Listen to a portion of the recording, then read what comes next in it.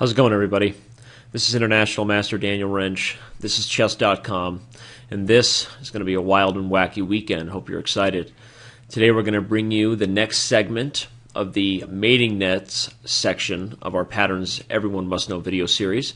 Sounds a little bit complex there, even just describing it, because we're in for a complex video. So again, we have already discussed basic tactical patterns, just from literally defining every possible tactical pattern, then moving on to how these tactical patterns exist and coordinate and really happen in practical games and are beyond the basics. Then we sort of we dove in here to the mating nets idea as patterns that exist around the king, and the way our pieces coordinate to create mating opportunities is obviously, goes without saying, is an important piece of knowledge, and you want to be aware of as many as possible. We've been trying to organize them in a type of fashion that hopefully will stick with you and become as quickly a part of your thought process as possible. I always feel like if I can find a way to organize the information and deliver knowledge in such a way that actually is applicable by my students, then I've done a good job, right? The mark of a good coach is not that you crack the whip and that they do exactly what you said to do, but that you hopefully improve somebody's ability to figure something out for themselves that they've never seen before. By giving them confidence and tools and knowledge of things that are similar, you're actually improving their critical thinking skills. And to me, that's what hopefully we've been able to do with these patterns that are likely becoming more familiar to you. And I hope we can do that again today. So the position you see today right here, we're talking about Greco's mate, first of all. And remember, a lot of these things have funny names that aren't the most important thing for you to remember. Of course, the most important thing being that you actually know how the pieces coordinate and you can find them in a real game. But this is going to be Greco's mate we're going to work on first, and then we're going to move on to Blackburn's mate. Then we're going to talk about some different patterns that some have names, some don't. But the major theme of this video here, Mating Nets 4, is I'm going to call it the weakened castled position. We talked about mating nets that specifically involve the knight, the bishop, the rook, and of course we're always using also pieces, but I tried to organize them in such a way that they would be easier for you to follow. Right now we're going to be looking at mating nets that involve a lot of the minor pieces at first, the coordinations of the minor pieces with Greco's and Blackburn's mate, but that's really not the theme of it. The theme of it, I think, is the weakened castled king, particularly the weakened fianchetto position, as we move on to the later patterns in this video. And then we'll kind of wrap it up and give you some other ones that I had trouble classifying under a particular pattern, but I thought they worked well in the progression that this particular lecture is going to take. So buckle up. You're in for a wild ride. I know you're pumped to be here, otherwise you wouldn't be here. And let's do this thing. As you know, it is white to play in this position. We're looking at it from white's perspective, and for those of you who are looking at this video for the first time, or let's say the series for the first time, then you need to go back and watch the others. But even for advanced players, this stuff is going to be pretty tough and a really good training exercise if you just want to sit there and run through this video with us. Even if you're an advanced or even almost master level player, you can try to solve every position, but make sure you're fast and that you try to pause the video every time you see a new position set up in front of you, because I'm not going to remind you to think every position. I'm just going to go ahead and move ahead, and hopefully you've thought about the position and tried to solve it for yourself, because that will make it a part of your thought process in a way that is more effective than just sitting there and letting me spoon feed you the information. So let's do this thing. White to play. White starts out with bishop to c4 check, a very forcing move. Obviously the king must go to h8. After knight to g5, we're threatening checkmate on h7. Of course, there are random, silly computer sacrifice checks, but the best move is, and the only really logical move, is h6, which prevents it, and white plays queen to g6, threatening checkmate on h7. Excuse me, this is Greco's mate. The idea here is that the only way to stop the mate on h7 is to capture the knight, and in doing so, we have exposed the open h file, allowing the queen to pop right back to h5 and deliver the goods, ending the game effectively. Again, this is a checkmate in 4, so not the easiest thing even for advanced players. That's why I said they should be able to enjoy this video. But the major thing is that you want to recognize the weakened castled king position, and that you see the potential for different pieces to coordinate and come after the king. You may not see the mate right away, but the moves are pretty forcing and straightforward. So even if you didn't see the mate all the way up to here, but you still considered the first two moves, then I would say you got the problem right.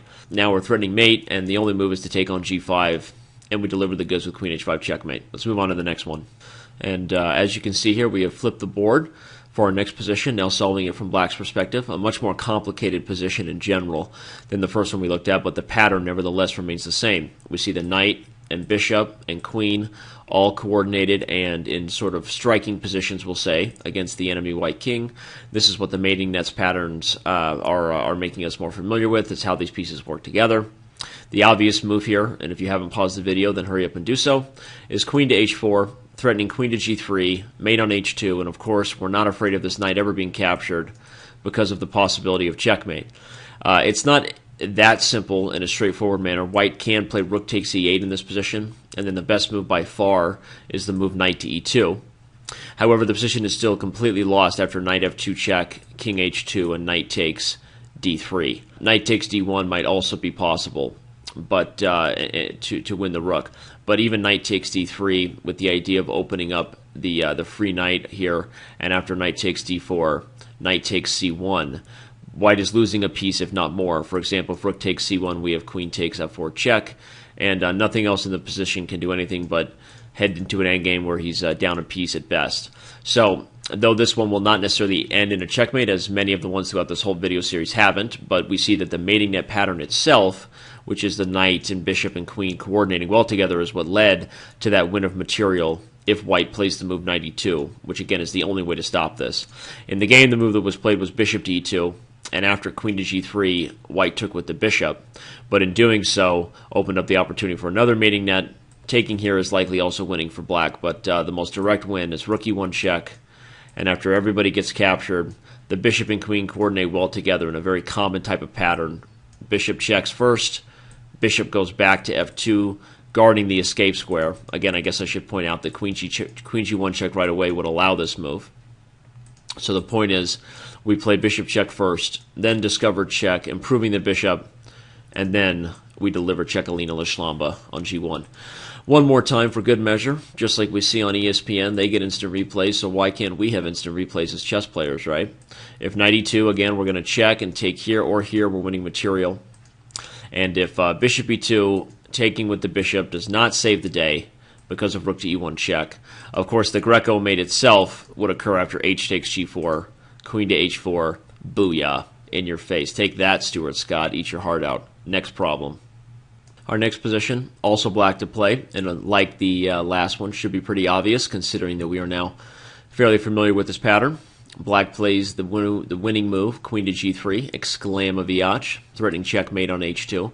I really like the Greco's mate because it feels like I'm performing surgery with the knight, bishop, and queen against the enemy king, sort of maneuvering my way in with the queen when you don't normally see her act this way, right? So after queen to g3, we're threatening mate. H takes g4, we simply play h takes g4, and the only way to escape the immediate mate is to run with the rook, but all that does is delay the inevitable. One more time, again for instant replay measure. Not even blocking the diagonal of the bishop would do anything here because, of course, we're still checkmating on h2. And the game is rover, meaning the game is over, red rover. Send the white king right over. Next problem. Back to white's perspective, and before I moved on officially to the Blackburn's mate, I wanted to show you an example of the queen and bishop coordinating together, just like I did in our second example when the bishop checked on g1, ended up with a discovered check, which allowed the queen to deliver the goods in the end. If you remember, that was the second problem we did, and if not, you can back up right now and check it out. I realized that in showing you that mating pattern with the queen and bishop, I felt like I have not done that particular pattern justice yet in this video series, so consider that second problem you saw, the first example of the queen and bishop mating net, we're calling it, and like the rest of the puzzles in this particular installment, they are all having to do with the weakened castled position, so that is our theme today. And in this position, we see another example of the queen and bishop coordinating in a very common way, a very obvious and practical pattern to know. And the first move, of course, is rook to g4 check. If the king moves, we can walk away. And if after he takes it, we take on h7, we check with the bishop first, that's the key, so that the bishop can then retreat, unleashing the discovered check and guarding the climax square, which allows the queen to clean up. So again, notice that the key to this queen and bishop pattern, which this will be the last time we see it officially as far as me giving it its due credit, the key to the queen and bishop pattern is just looking at the king's possible escape squares and not allowing that to be so by not feeling like you have to lead with the queen. Here, taking with the queen would just allow the king to run, and white would surely go on to lose this position because he's down a ton of material. But taking with the bishop forces the king to h8, and when we follow that up with a discovered check, not only is it an effective discovered check, but it also guards the critical climax square. Again, just like the last position, or the second one I did, the bishop was guarding the escape square. Here, the bishop is guarding the square that allows the queen to deliver the support mate. Support mate is very simple when the queen is directly affronting the king and she's protected by another piece. Very common checkmate, and that's a support mate for you right there. So that's the queen and bishop mating pattern together. Right now I'd like to move on to Blackburn's mate.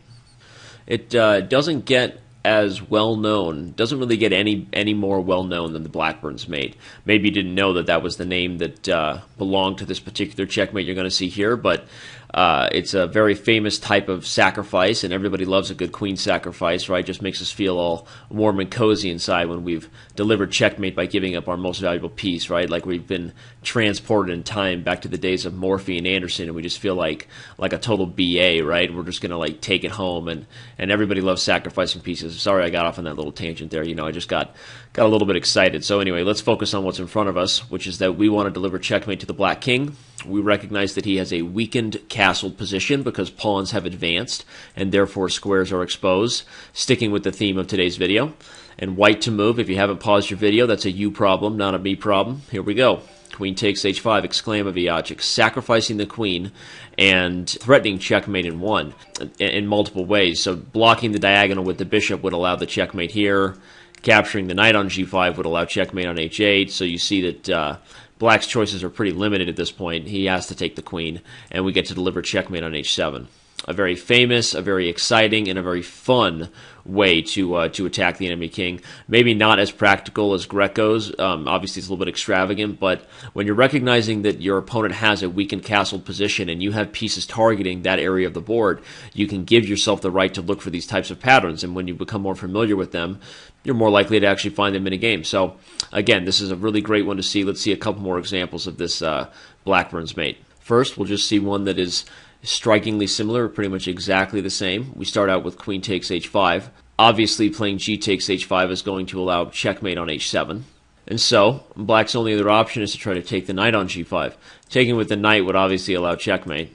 So black's only real option in this position is bishop takes g5.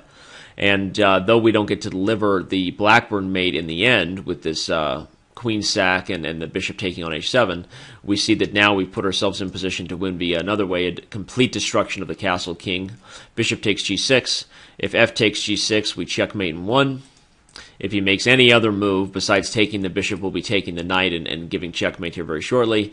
So knight f6 may be the only other way to postpone it. We then eliminate the defender and deliver the goods. Hollywood. Right? Check that out again. Blackburn's mate, or at least the pattern as far as recognizing the weakened castled king, starts us off right.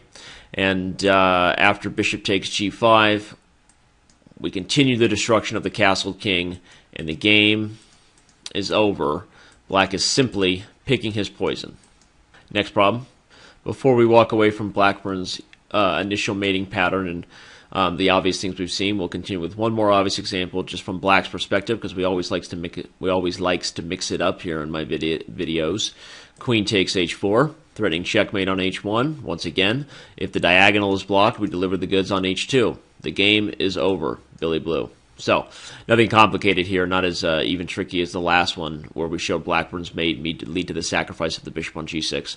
Just another very simple one to show you the pattern one more time from a different perspective. What I'd like to do now is actually move on to Blackburn's other mate and what I am calling other fianchettoed checkmate setups. Situations where your opponent has a king that is potentially exposed because of pushing the pawns, just like we've been doing, but particularly fianchetto setup. Sorry I said fianchetto, forgive me, but the fianchetto setup and what's known as Blackburn's other mate trap. So let's move on to that. Let's take a look at this position here. And before we move on to other Fiend Keto mating net, there are only a couple other ones that I would classify outside of this Blackburn's ideas. And again, the names aren't that important, but here we see Blackburn's other mate, as we're calling it. It also has to do with the knights and bishops coordinating around the enemy king. In this situation, it is white to play. And this pattern you're about to see here is a very practical one because I've used it a few times in my own games, and it's something that when you see the power of a discovered attack and you combine it with weaknesses around the enemy king, really a lot of great things are possible. So this particular problem shows that, and White's first move is knight to g4, double exclaim a Viach, little extra emphasis. I'm threatening knight h6 checkmate. And your only way to stop it is to start throwing pieces in the middle of it. But the problem is that I also was opening up the possibility for other things, namely the discovered attack on the rook on e8. So a simple move like h5 to meet knight h6 check with king h7 runs into knight f6 check, and forget about the fact that I can start eating everybody with discovered checks and just, you should be resigning a couple moves ago. The point is that knight g4, even just initially, the fact that I opened up this battery along the e-file, made knight g4 an absolutely devastating move, and I'm going to deliver checkmate on knight h6 after rook takes e3. This particular position, what you see here, is what we refer to when we say the other Blackburn's mate. Let's see another example of it. As I said, the key to this other Blackburn's mate is the power of a discovered attack combined with it. If you simply move the knight to make a direct threat of checkmates in any position, usually a direct threat can be met by something. It's very rare that your opponent can make like a threat of a checkmate in one move and there's absolutely nothing you can do about it. And if there is, then probably you've been lost for a long time. In most situations, the threat of a direct checkmate, like 1 and 2 moves, is most powerful when you're combining it with other things like taking advantage of your opponent's undefended pieces, discovered attacks, pinnings, x-rays, interference, anything you can do to combine the threat of winning material along with the checkmate is what makes it work. And in this position, we have no exception. White plays the brilliant knight to d5, double exclam, attacking the queen in 2 ways, but like a discovered or double check, both pieces are hanging. Black can take this knight, and he can take the queen, but neither one is successful. Taking the knight would obviously head into a position where Black should probably resign immediately, being down so much material. And taking the undefended queen either way walks in to knight e7 checkmate. Again, consider Blackburn's other mate. We first saw knight on h6, now we see the knight on e7. But the key thing is that we're taking advantage of an exposed, castled position for our king, and that's why we're able to deliver this checkmate. Remember the theme of the day, exposed, castled position for the enemy king. And that's what we're looking to do. Here we have a discovered attack that is kind of combined with the threat of undefended pieces, and that's what makes Blackburn's other mate most effective. Let's see one more example of this particular pattern. Here we see the idea of a discovered check / battery is pretty obvious because we have the bishop, the knight, and the queen, again, all coordinated together, attacking some particular squares around the enemy king, right?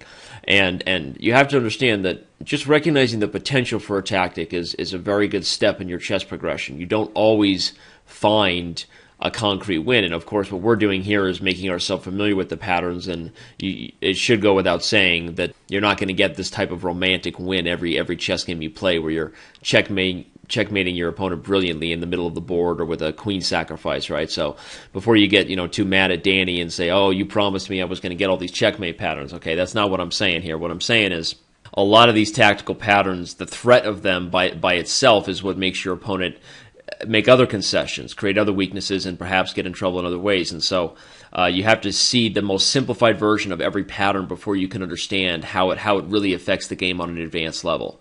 Say that again because it's just a really important concept for chess. You have to know the simplified versions of every pattern before you can really understand how it affects the game on an advanced level. So that's what we're doing here. And in this position, we have another romantic queen sacrifice. Queen takes g7 to end the game after king takes g7, knight to f5, double discovered check. So, of course, Black would like to deal with both those pieces but cannot. And we deliver checkmate on h6. One more time, just so we can say in your face, booyah, ESPN Sports Center line. I always wanted to be a Sports Center anchor, but failed in that dream, and now I'm here on Chess.com. Just kidding. I've always wanted to be on Chess.com, but you know what I mean. Anyway, I probably shouldn't have said that. Let's move on. One final and really simple example of taking advantage of a weakened fianchetto in your opponent's position is what we see here. White to play and win. The idea is queen takes h6, and we're threatening checkmate in 1, and bishop takes h6 is the only way to delay that. Rook takes h6, and there is nothing black can do to see the light of day. Recognize that this is again from a real game, and it's pretty clear that some things must have gone wrong for black, but other criteria in the position would make you think black's okay. He's got the queen and rook active, the bishop on the diagonal, and so without this sort of concrete knowledge of a mating pattern and how potentially dangerous this position is, the game may not be over. But this position is completely lost for black after this awesome sacrifice. So I wouldn't call this this is not Blackburn's mate. This is not Greco's mate. I don't know that it has a particular name, this bishop and rook coordination to deliver, I guess, what would be a back rank checkmate to the enemy king. But I consider a back rank checkmate officially one where the king is trapped by his own pawns. So in any case, what we're seeing here is a weakened fianchetto position, weakened castle position. White can sacrifice, recognize this type of mating pattern, make sure you put it in the little database of knowledge in your head. And let's move on to our next pattern. Now, officially, the name of our next pattern is Lolly's Mate, Lolly's Mate, Lolly's Mate, whatever you want to call it. I think he also had a gambit named after him. And you can see, you'll understand why I classified it and put it in the 4th installment along with Greco's, Blackburn's, and the other weakened castle position mates, because what makes Lolly's Mate is that we have a weakened fianchettoed or castle position for the king, and that the pawn is the key piece taking away the escape square. I think that's sort of the defining factor of Lolly's mating pattern, and of course the same type of pattern would work if we had a knight or a bishop or some other piece guarding that square, the mating pattern we're about to see. But Lolly's Mate in particular is one that works because the enemy king's castle position has been weakened, usually a fianchettoed setup, which is why it classifies so well with the other mating patterns we've already done. And here we see the pawn doing a big person's job, right? He's a big boy now, guarding g7. White plays the move queen takes h7 check, king takes h7, rook to h3 check, followed by checkmate in one move. Notice that making a direct threat of checkmate is always nice, and if you don't have to sacrifice pieces, we don't ever really want to, but in some cases you have no choice but to be as forcing as possible, as here we would run into checkmate in 1. So knowledge of how effective this pawn can be when it's controlling the escape square for an enemy king, really important, and this example of Lolly's Mate is a famous one, pretty simple one. Hope you enjoy. Next problem. Also classified under Lolly's Mate is not just where the pawn acts as the piece cutting off a king's escape route, allowing for a queen sacrifice as we saw in the last position, but Lolly's Mate and that name is really reserved just in general for the pawn when it's serving a purpose of attacking the weakened castle king's position, right? So in this situation, the last situation, it was taking away squares. This situation is providing support so that white can perform another act of bravery and send his rook into the fire, attacking the rook on g8 and the king, of course, and by the way, immediately threatening queen to g7, which is checkmate 1 because the rook is pinned. And so whether black decides to take on g8 or make any other move, we are delivering checkmate 1 because Lolly's pawn, which has extended itself so far, is helping us to look brilliant, right? So be aware of this pattern, and again, just classifies well with what we've been looking at. Not the most practical one, but is something that will occur whenever you have a pawn extended this far against a weakened king. The final example of Lolly's Mate that I will give was one that I debated about whether it really should be classified under Lolly's Mate. Almost put it under the smothered and semi-smothered type of checkmates that we covered actually in the first mating net patterns addition to this video series. But I did decide to go with it under Lolly's Mate because it does have the same type of theme, which is that the pawn is extended, attacking the weakened castle king position, and allowing us to do amazing things because of it. So I did decide that even though maybe other people don't feel like it's even a debate, that it is Lolly's Mate. To me, the climax of the checkmate pattern is just as important for classifying it as is the beginning, in my opinion. So the climax of this one is sort of a smothered and semi-smothered mate, potentially, but it is something we're going to classify under Lolly's here, with black to play and win. If you want to pause your clocks, you can do so. Black plays the move knight to f6, and now our obvious threat of knight to g4 and checkmate on h2 is pretty darn hard to stop. with the g2 square being taken away. So the most obvious thing for white to do is to try to remove the queen from its powerful post. Hopefully black will be a dummy and trade queens and head to an endgame down a piece. But of course, we're aware of Lolly's mate and the powerful tactics that potentially exist, so we're not going to do that. We play knight to g4, threatening checkmate in 1 on h2, and after queen takes h3, knight takes f2 is a semi-smothered mate. Remember, it's not officially ever a smothered mate unless the king is immediately surrounded by his own pieces and completely trapped. In this case, the king is not completely smothered because our pawn is actually doing some of the trapping, so it's actually more often referred to as a semi-smothered mate. But the names don't necessarily matter. What matters here is that you recognize the potential of danger, you see these patterns, and you become familiar with them. Sometimes people might decline a move like this for fear of seeing, oh, there's a queen trade coming. But when you see this type of tactic is possible, that becomes a really powerful tool. Noted should be that after knight f6, queen takes f3 would actually allow white to give up material, but really would not save white from losing the game. After knight to g4, if queen to g2, there's several things, but knight takes f2 check, followed by rook takes f2, should be sufficient. And if white decides that he wants to give up the queen to delay the game for a while, he can do so, but of course this position is just completely lost. So that was our last example of Lolly's mate, and now I'd like to move on to some examples that also include pawns, but don't necessarily fall under Lolly's mate. But when I saw a transition we were doing when I was preparing this series, we were starting with, Grecos and Blackborns and weak fianchetto patterns that all kind of exist within each other and help us take advantage of a weakened castled king. And then when we added this Lolly's mate in there, we see examples of when a pawn is helping out for mating net. So I decided we would end this video with a few examples of pawn mating patterns, including Anderson's mating pattern and other examples where a pawn is on the 7th rank and helping us to deliver a checkmate. So let's finish the video with a few of those. The first one is a ton of fun. Uh-oh. Here I go again with the rhymes. Let's not do that, okay? Our first position here is an instructive one because it's not an impractical one. There are many times when a pawn storm that you can conduct against your opponent can lead you to having an advanced pawn. That's why looking at something like Lolly's mate for the last few examples is really instructive and practical. And even this one here with a pawn on the 7th rank, as extreme as it seems, is a practical one because, like I said, when you conduct pawn storms and attack your opponent's king, sometimes you end up taking a few pawns along the way and putting yourself in position for mating patterns like this to exist. Let's do this thing. Queen takes h7, king takes h7, rook h5, Chekalina Lishlamba, Chekalina I rock ya, and after you take, I take, and shake and bake. Shake and bake, and I helped. That's Magic Man, Holmes. And from black's perspective, there is nothing he can do to stop that. It was a forced mate from the beginning. Let's do another one of those. Here we see another great one that is obviously practical whenever we've attacked the king and gotten a pawn extended far. Not exactly ending the same way the last one did, but similar in that we end up making a sacrifice in order to force through a promotion with devastating results. The first move is, ding, ding, ding, of course you found it, queen takes h7, booyah, exclamaviach. King has to take it unless he wants to get rocked in this way. I guess it's his choice at this point. But after king takes h7, we get a queenie poo, king moves, queen to g6 is, I guess, the most simple way to end the game.